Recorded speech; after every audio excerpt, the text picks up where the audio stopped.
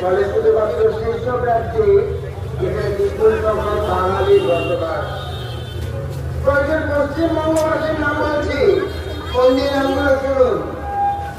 উত্তম ব্রজবাসী দিনহাটল্য, আরতি ঘোষ তুফানগঞ্জ, অঞ্জলি সিং পালাকাটা, নিশিকান্ত দাস মাকাবালা।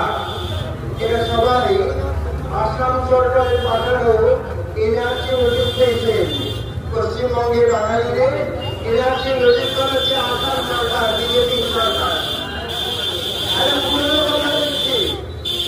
আসামের মুখ্যমন্ত্রী সর্বানন্দ সোনোয়ালের আমলে তৈরি এনআরসি তালিকায় বিহারীর নাম বাড়িয়েছিল। তবে বিজেপি সরকারের স্বরাষ্ট্রমন্ত্রী রাজনাথ সিং সর্বানন্দ সোনোয়ালের সঙ্গে যোগাযোগ করেন। ওদের সবার নাম এনআরসি তালিকাভুক্ত হয়, বিহারিদের জন্য নিয়ম। আর বাঙালিদের জন্য বিজেপির নিয়ম কি? কিছুদিন আগেই দিল্লি পুলিশ কয়েকজন বাঙালিকে আটক করেছে। ওদের ব্যাংকের নথিপত্র নাকি বাংলাদেশি ভাষায় লেখা। ব্যাংকের পাসবইতে ব্যক্তিগত তথ্য হিসেবে কি থাকে? গ্রাহকের নাম, অ্যাকাউন্ট নাম্বার, এগুলো তো বাংলাতে লেখা থাকলে সেটা বাংলাদেশি বোঝায়। তাহলে তো ইন্ডিয়ার মধ্যে আছে ভাষা, ইসলামের উত্তর পরিবারে হিন্দুস্তানি। যদি আমরা নাগরিক লিখতে লিখি আর সংস্কৃত শব্দ ব্যবহার করি বেশি করে, তাহলে হিন্দি আর বাংলা লিখতে লিখলে আর ফার্সি শব্দ ব্যবহার করে বলা হয় উর্দু। হিন্দিতে লিখলে বলে পাকিস্তানি ভাষায় লেখা হয়েছে, বলে রাখো। পশ্চিমবঙ্গের বিজেপি রাজ্যের ইতিহাস এবং কেন্দ্রীয় আইনজীবী ইতিহাস পশ্চিমবঙ্গ বিজেপির দায়িত্বে আছে অমিত মালব্য।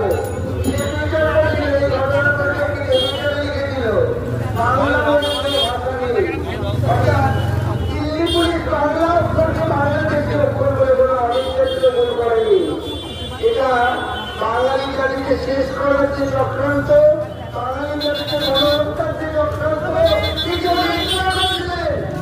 ইহুদিদের গণহত্যার চক্রান্ত। লাখ লাখ হত্যা করেছিলেন, বন্দি রেখেছিলেন গেটোতে।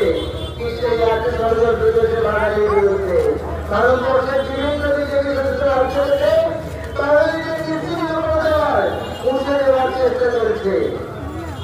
এরা বাঙালি ধ্বংস করতে চায়। আপনি হিন্দু হন, মুসলিম হন, বাংলা হন, ক্ষতি হন, শ্রমিক হন, অধ্যাপক হন, যাই হোক, আপনি শুধুমাত্র বাঙালি বলে শত্রু দিচ্ছে না, ওরা আপনাকে ধ্বংস করতে চায়। কি ভাবছেন আপনি হিন্দু? আপনি তাকে নাম বলছি কালিদাসী বিশ্বাস, সুরাবালা, অশোক রায়, সুহাই বিশ্বাস, মহারানী দাস, আলো রায়, গীতা হালদার, উৎপল হালদার, পাখি গালি, লেবু সরকার। উড়িষ্যার রায়গড়ে পুলিশ থানার আওতায় ডিটেনশন ক্যাম্প আছে, তাতে রোহিঙ্গা মুসলমান হিসেবে আদর করা হয়েছে এই চারজনকে এবং এদেরকে নারীপূর্ণ কাজ করে রাখা হচ্ছে। এই হল অবস্থা। উড়িষ্যাতে রোহিঙ্গা সন্ধ্যায় আদর করেছিলেন কৃষ্ণা দেবাশিস দাস।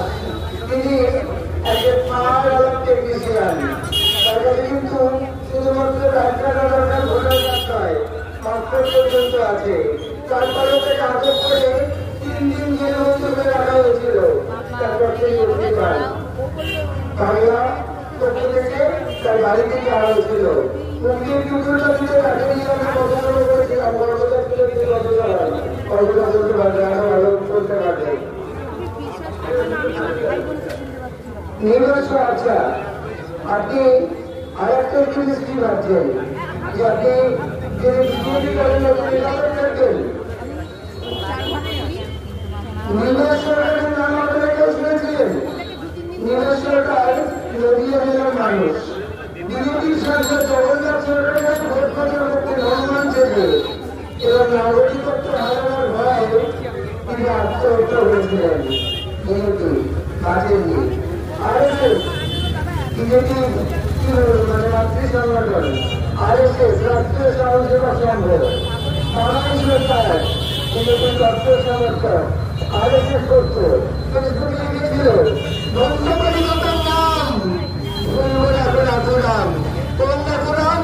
সেই আতুরাম যে আন্দামানের জেল থাকাকালীন ব্রিটিশ সরকারের কাছে 7 বার নিঃশর্ত ক্ষমা চেয়ে মুক্তি চেয়ে চিঠি লিখেছিল এবং সেই চিঠিতে বলেছিল যে ছেলে যদি ভুল করে তাহলে তাকে ক্ষমা করে। এবং মুক্তি পাওয়ার পর তার কি কাজ হয়েছিল? ব্রিটিশের বিরুদ্ধে লড়াই না, যে বিশ্বযুদ্ধের সময় ব্রিটিশদের সৈন্যদলে যোগদানের জন্য হিন্দুদের উৎসাহ করা এবং হিন্দু মুসলিমদের মধ্যে বিভেদ তৈরি করা। ভুলতে পারি বাপের নাম, ভুলবো না কোন আতুরাম। আরএসএস এর সদর দপ্তর নাগপুর থেকে প্রশিক্ষণ নিয়েছিল বাবাই সর্দার।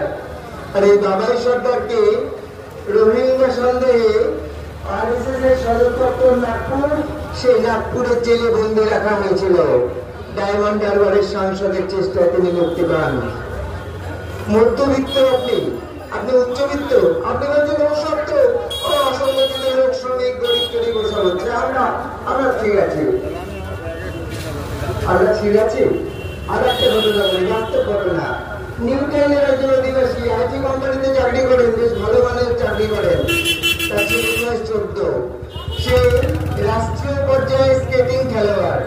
নয়ডাতে গিয়েছিল বাবার সঙ্গে একটা স্কেটিং প্রতিযোগিতায় অংশ নিতে। হোটেলে তাকে ঢুকতে দেয়নি, হোটেলে তাকে ঘর ভাড়া দেয়নি। কেন? তিনি বাঙালি, তারা বাঙালি। কিন্তু বাঙালি তার মানে তিনি বাংলাদেশি। সন্দেহ হচ্ছে, তাকে রাখা যাবে না, তারা সন্দেহজনক। ভারতবর্ষের নাগরিক, পশ্চিমবঙ্গের বাঙালি, তাদেরকে কিন্তু নয়ডাতে হোটেল দেওয়া হয়নি, কারণ তারা বাঙালি, তাদের বাংলাদেশি বলে সন্দেহ করা হয়েছে। আজ একটা খবর দেখছিলাম কদিন আগে, মানে আজকে না, কাল না পরশু চোখে পড়েছে। সেখানে এবারের বাজেট অধিবেশনের সময় একটা সিদ্ধান্ত হয়েছে, অভিবাসন আইন, ওখানে একটা ধারা যুক্ত করা হয়েছে যে ন্যূনতম হেড কনস্টেবল পদমর্যাদার কোনো পুলিশ কোনো মানুষকে বিদেশি সন্দেহে আটক করতে পারবে। এই দুটোরই ক্লিপিং আমার কাছে আছে, আমি দেখাবো। দেখুন, একটুখানি যে দুটো ঘটনার কথা আমি বললাম, দুটোরই কাগজের ক্লিপিং আমার কাছে আছে। এই দেখুন, বাংলায় কথা সন্দেহে গ্রেপ্তার।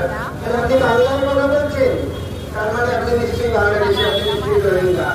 যে কোনো হেড কনস্টেবল বা তার থেকে উঁচু পদমর্যাদার বটে পুলিশ আপনাকে গ্রেপ্তার করে জেলে বন্দি রাখতে পারে। আর এই যে যার কথা বললাম, আইটি কর্মী যারা তথাকথিতভাবে হোয়াইট কলার জব করে, তাদেরও অবস্থাটা শুনলেন। এই দেখুন, টাইমস অফ ইন্ডিয়ার খবর।